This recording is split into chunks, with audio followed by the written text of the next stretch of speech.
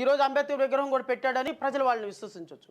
ఒక పక్కేమో పథకాలన్నీ రద్దు చేస్తావా, వాళ్ళని ముష్టి వాళ్ళలాగా 2000కి 3000కి వాళ్ళని ముష్టి వాళ్ళలాగా తయారు చేస్తావా, వాళ్ళు ఎదగనీయకుండా పారిశ్రామికవేత్తలుగా ఎదగాలనుకున్నటువంటి వాళ్ళకి ఇచ్చే లోన్లన్నీ రద్దు చేస్తావా, స్టడీ సర్కిల్స్ లోన్లన్నీ రద్దు చేస్తావా, ఉన్నత విద్య లోన్లన్నీ రద్దు చేస్తావా, ఎస్సీ ఎస్టీ పిల్లలకి కార్పొరేషన్ల ద్వారా వచ్చేటువంటి ఇన్నోవా కారులో ఆటోలో కొనుక్కొని స్వయం ప్రకాశవంతులుగా బతకడానికి వచ్చే లోన్లన్నీ రద్దు చేస్తావా, ఎవ్వరికీ కూడా దళిత నాయకుడిగా ఎదగనివ్వకుండా ప్రతి ఒక్కరిని నీ బానిసగా తయారు చేసి ఈ రాష్ట్రంలో ఉన్నటువంటి ప్రతి దళిత బిడ్డ, ప్రతి బహుజన బిడ్డ అయ్యా 2000 రూపాయలు స్కాలర్షిప్ ఇవ్వయా, అయ్యా 2000 రూపాయలు వృద్ధాప్య పెంచిన నీ కాళ్ళ దగ్గర పడేటట్టు చేసి నేను అంబేద్కర్ని అపర భాగీరథుని అంటే ఎవరికయ్యా నీ అంబేద్కరిజం? ఎవరికి అంబేద్కరిజం? వీటన్నిటికీ సమాధానం చెప్పాల్సినటువంటి బాధ్యత ప్రజలకు ఉంటుంది సోదరులారా. ఎందుకంటే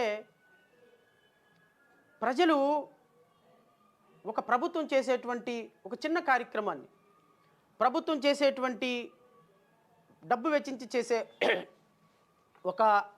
ఒక ఈవెంట్ని దాన్ని మనసుకు తీసుకోమాకండి. ఈ రాష్ట్రంలో నిజమైన అంబేద్కర్వాదులు ఎవ్వరూ లేరు. అందరూ కూడా సూడో అంబేద్కర్వాదులే. దాంట్లో మొదటి అంబేద్కర్ సూడో అంబేద్కర్వాది చంద్రబాబు నాయుడు అయితే రెండో సూడో అంబేద్కర్వాది జగన్మోహన్ రెడ్డి. ఈ రాష్ట్రంలో నిజమైన అంబేద్కర్వాది జేబీఎంరావు భారత్ పార్టీలో ఉన్న ప్రతి కుటుంబ సభ్యుడు. ఈరోజు నిజమైనటువంటి అంబేద్కర్ వారసత్వంతో అంబేద్కర్ ఏదైతే తన ఆత్మ ఘోషిస్తూ చెప్పిన రాజ్యాధికార సాధన కోసం ప్రతి నిమిషం ప్రయాణం చేసేటువంటి ఏకైక పార్టీ, ఏకైక వ్యక్తి ఈరోజు జేబీఎం భారత్ పార్టీగా 2024లో మేము ముందుకు వస్తున్నాం. ఆశీర్వదించమని కోరుతున్నా, మాకు ఒక ఊపిరినివ్వమని కోరుతున్నా. ఈ దుర్మార్గపు ప్రభుత్వం మీద ఓటు వేయకూడదని తీసుకున్న మీ నిర్ణయాన్ని నేను అప్రిషియేట్ చేస్తున్నా.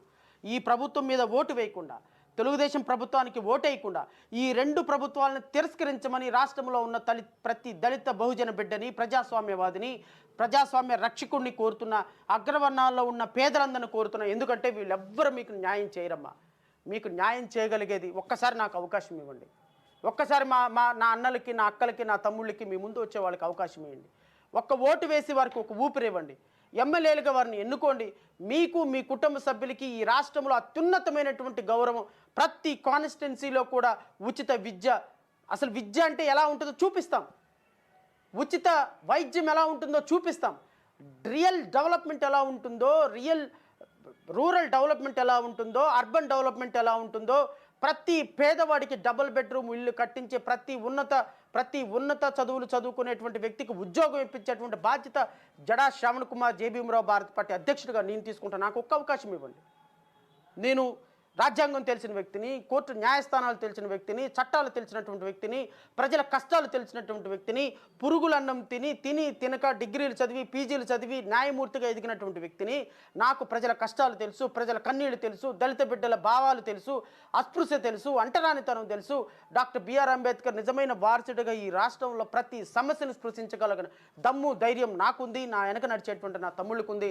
జేబీఎంరావు భారత్ పార్టీ అధ్యక్షులుగా, జేబీఎంరావు భారత్ పార్టీ కార్యకర్తలుగా ప్రతి ఒక్కరికి ఉంది. ఒక్క అవకాశం ఇవ్వండి. నేను మిమ్మల్ని పదే పదే కోరుతున్నా. ఎందుకంటే ప్రజాస్వామ్యంలో ఓటుకున్నంత విలువ ఇంకా దేనికి లేదు.